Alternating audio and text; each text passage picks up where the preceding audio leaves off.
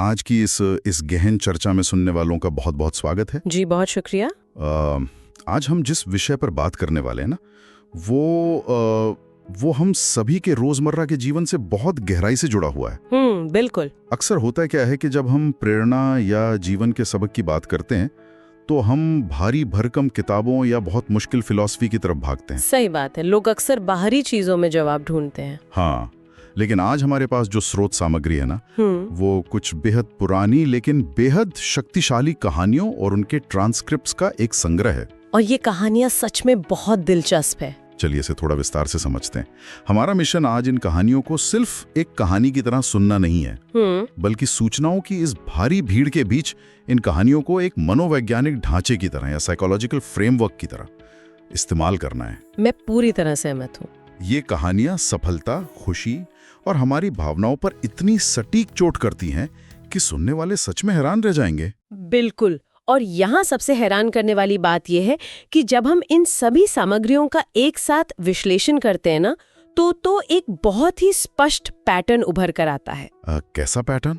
देखिए, इंसान हमेशा समाधान बाहर ढूंढता है, पैसे में, दूसरों की तारीफ में या फिर किसी बहुत बड़ी मंजिल में। हाँ, ये तो इंसानी फितरत है।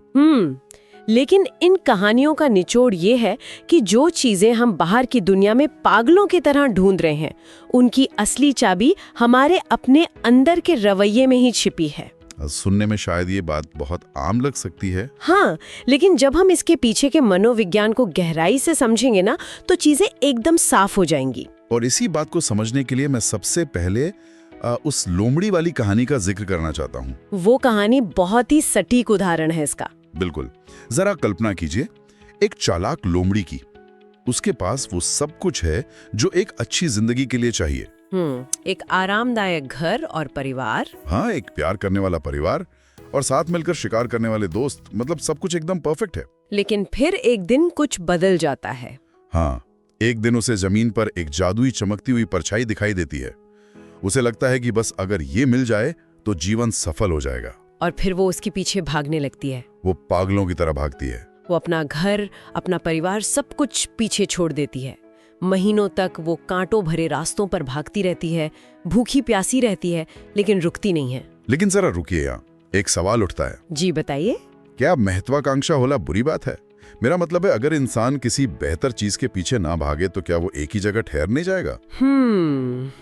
हम सभी तो जीवन में आगे बढ़ना चाहते हैं ना। महत्वाकांक्षा बिल्कुल बुरी नहीं है, लेकिन ये कहानी महत्वाकांक्षा के बारे में है ही नहीं। तो फिर ये किस बारे में है? ये अराइवल फैलेसी के बारे में है। अराइवल फैलेसी यानी मंजिल पर पहुंचने का भ्रम। जी, ये वो मनोवैज्ञानिक भ्रम है जहां इंसान सोचता है कि जब मुझे वो प्रमोशन मिल जाएगा या जब मैं वो बड़ा घर खरीद लूंगा, तब मैं सच में खुश हो जाऊंगा। ओह, मतलब हम आज की खुशी को कल पर टाल देते हैं। एकदम सही। लोमड़ी उस चमकती परछाई के पीछे भाग रही थी जो असल में एक भ्रम था। और इस दौड़ का अंत देखिए कितना खौफनाक होता है। हाँ, वो हिस्सा बहुत ही मार्मिक है। महीनों बाद सूर्यास्त के समय जब वो थककर बिल्कुल गिर पड़ने वाली होती है, वो उस परछाई पर छलांग लगाती है। और जब वो उसे पकड़कर नीचे देखती है तो वहां कुछ नहीं होता, सिर्फ मिट्टी। सिर्फ मिट्टी। वो परछाई असल में उसी की अपनी परछाई थी, जो ढलते सूरज की वजह से बहुत लंबी हो गई थी। वो खुद के ही पीछे भाग रही थी। और जब वो खाली हाथ घर लौटती है तो देखती है कि सब कुछ उजड़ चुका है। यही इसका सबसे बड़ा सबक है। खुशी कोई मंजिल नहीं है जिसे किसी दिन जी तोड़ मेहनत करके हासिल किया जा सके। सही कहा। खुशी वो तरीका है जैसे हम वर्तमान में जीते हैं। अक्सर लोग भविष्य की किसी काल्पनिक खुशी के लिए आज के उन छोटे छोटे पलों को कुर्बान कर देते हैं जो असल में जीवन को मायने देते हैं। ये बात सीधा दिल पे लगती है। और जब हम इस बाहरी चीजों के पीछे भागने की बात करते हैं ना, तो मुझे मार्कस की कहानी याद आती है। मार्कस, जो एक बहुत अमीर व्यापारी था। हाँ, इस इंसान के पास सोने चांदी के बड़े बड़े संदूक थे, सब कुछ था उसके पास, लेकिन अंदर से वो खुद को बिल्कुल खाली महसूस करता था। जिसे आज की कॉर्पोरेट भाषा में हम गोल्डन हैंडकफ्स या सोने की बेड़ियां कहते हैं। सोने की बेड़ियां, क्या सटीक शब्द है। मतलब आपके पास सब कुछ है लेकिन आप आजाद नहीं हैं। एकदम सही। तो मार्कस के दरवाजे पर एक दिन एक बूढ़ा घुमक्कड़ आता है जो कभी एक राजा हुआ करता था। वो मार्कस को एक बहुत कीमती रूबी के बदले एक नक्शा देता है और कहता है कि ये नक्शा उसे एक ऐसे खजाने तक ले जाएगा जो कभी खत्म नहीं होता। लेकिन उसमें एक शर्त भी थी। हाँ, शर्त ये थी कि पूरा सफर पैदल तय करना होगा। और यहीं से मार्कस की असली परीक्षा शुरू होती है। बिल्कुल, क्योंकि मार्कस अपनी पुरानी आदतों से मजबूर था।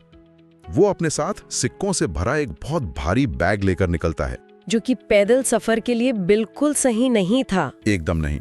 रास्ते में एक तेज नदी पार करते समय उसके वो सारे सिक्के पानी में बह जाते हैं। वो बहुत हताश हो गया होगा। बहुत ज्यादा। लेकिन तभी रास्ते में उन्हें गरीब परिवार मिलता है। उनका घर टूटा फूटा था, लेकिन उन्होंने मार्कस और उस बूढ़े इंसान के साथ अपना रूखा सूखा खाना बहुत हंसते मुस्कुराते हुए साझा किया।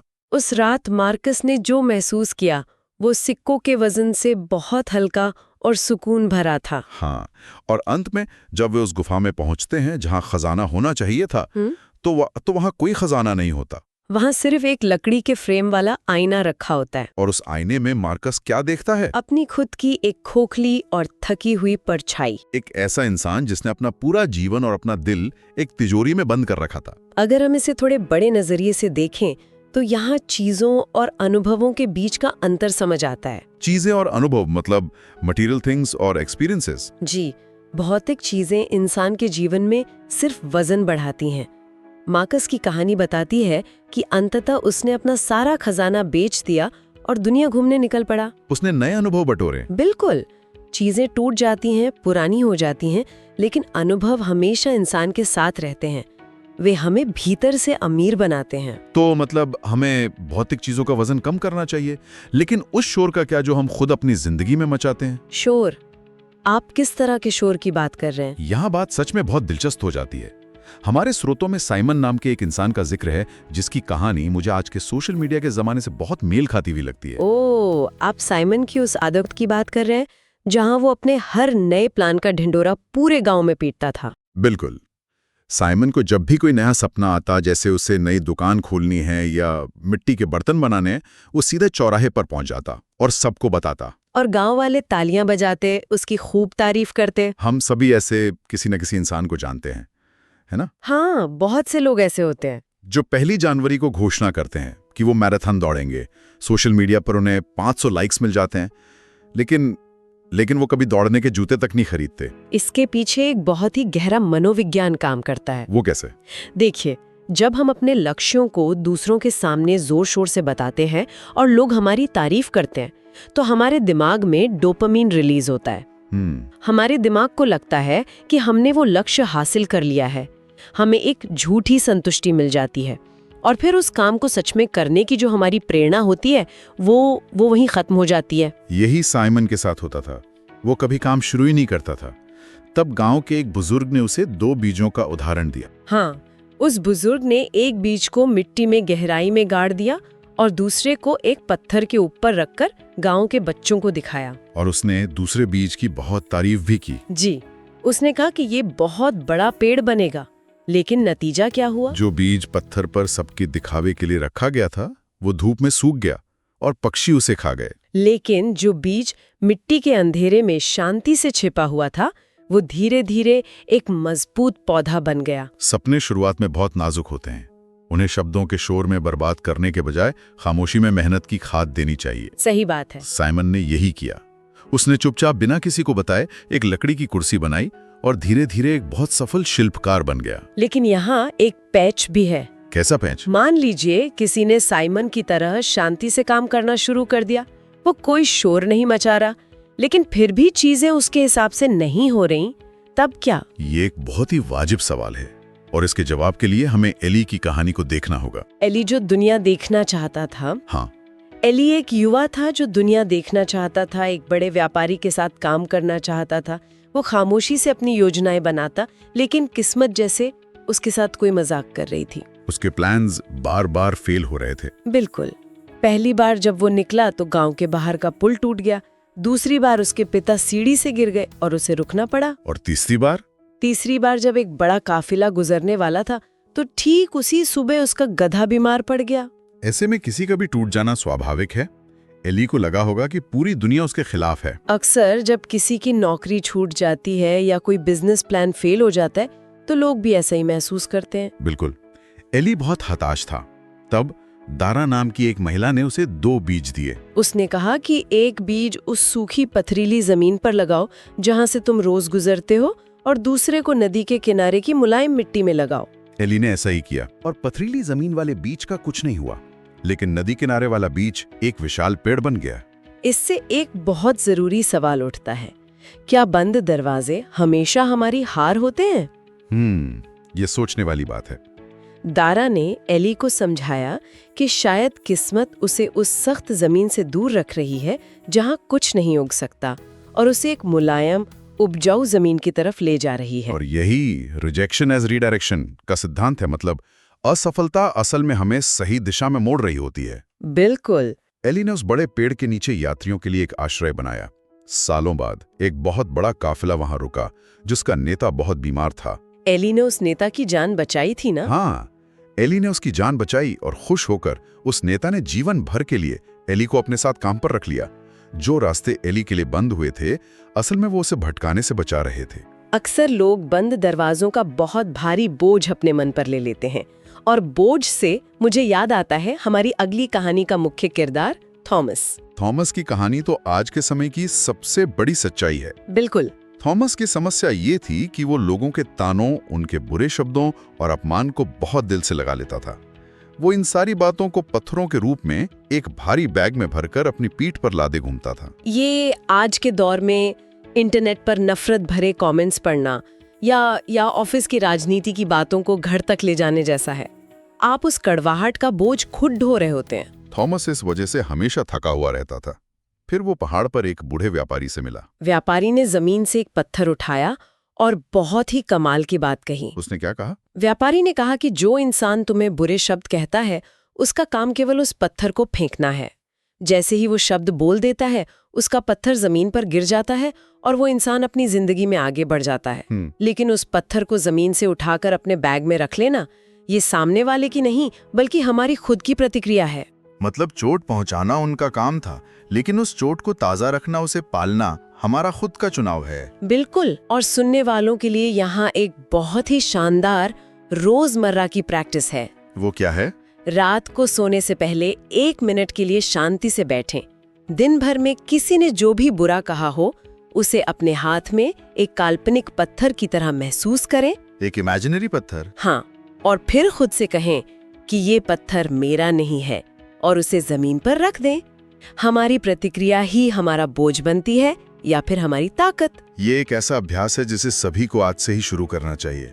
तो हमने पत्थरों को नीचे रखना सीख लिया जी, लेकिन क्या होगा अगर हम सब कुछ सही करें, पत्थरों को न उठाएं, खामोशी से काम करें और फिर भी अंत में हमारे हाथ कुछ ना लगे? यहाँ चर्चा अपने चरम पर पहुँचती है आर्या की कहानी के साथ। आर्या की कहानी सच में हमारे सोचने के तरीके को चुनौती देती है।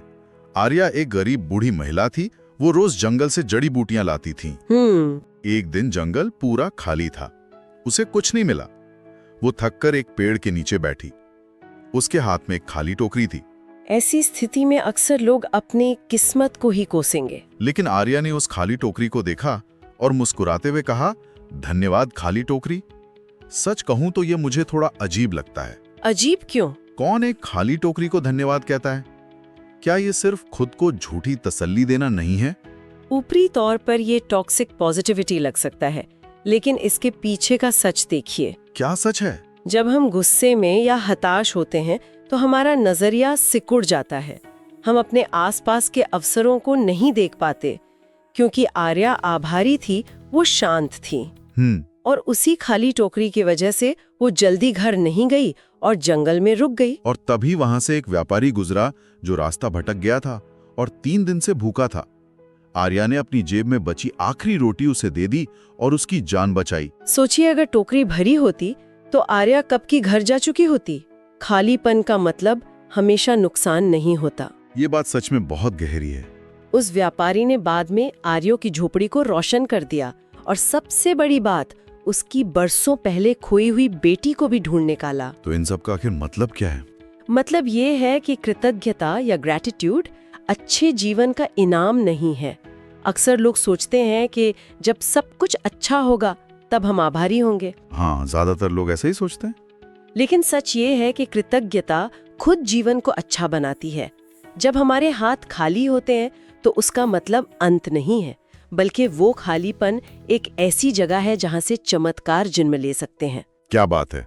आज हमने जिन भी कहानियों और उनके पीछे के मनोविज्ञान पर चर्चा की है, अगर उन सबको एक साथ मिलाया जाए तो एक बहुत ही स्पष्ट रास्ता दिखाई देता है। बिल्कुल, एक साफ नजरिया मिलता है। हमें अपनी ही परछाइयों के पीछे भागना बंद करना होगा। भौतिक चीजों के भारी बैग की जगह अनुभवों को चुनना होगा। अपने सपनों का सोशल मीडिया पर शोर मचाने के बजाय उन्हें अंधेरे में खामोशी से सींचना होगा। और जब रास्ते बंद हों तो उन पे भरोसा करना होगा कि वे हमें सही जगह मोड़ रहे हैं। लोगों के फेंके गए कड़वे शब्दों के पत्थरों को रोज रात को नीचे रखना होगा। और सबसे मुश्किल काम, अपनी खाली टोकरी के लिए भी आभारी होना सीखना होगा। आज की सूचनाओं से भरी तनावपूर्ण दुनिया में ये सब हमारे अपने नियंत्रण में है। बहुत ही गहरी और व्यवहारिक बात है। इन कहानियों ने सच में एक नया नजरिया दिया है। और इस चर्चा को खत्म करने से पहले मैं एक विचार सबके सामने रखना चाहता हूँ। जी बिल्कुल। जरा कल्पना कीजिए, अगर जीवन में हमारी सबसे बड़ी सफलताएं, हमारे सबसे गहरे दर्द और हमारी सबसे ऊंची महत्वाकांक्षाओं के बारे में हमारे अलावा और कोई भी ना जाने, तो क्या हम सच में जान पाएंगे कि हम असल में कौन है? शायद जीवन का सबसे बड़ा और सबसे जादुई चमत्कार वो नहीं है जो दुनिया की तालियों के बीच होता है, बल्कि वो है जो पूरी तरह से हमारे अपने भीतर एक गहरी खामोशी में घटित होता है। कुछ देर इस बारे में सोचिएगा। ये सच में बहुत सोचने वाली बात है। आज की इस गहन चर्चा में जुड़ने के लिए बहुत बहुत धन्यवाद।